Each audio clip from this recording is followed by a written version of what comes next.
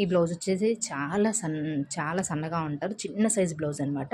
అయితే ఆంటీ ఏమన్నారంటే కొంచెం రౌండ్ దగ్గర కొంచెం వెడల్పు డీప్ పెట్టమ్మా అన్నారు. కొంచెం భుజాలు సారుతాయేమోనంటే మీరు చాలా బక్కగా ఉంటారు కదా అని చెప్పేసి అన్నాను.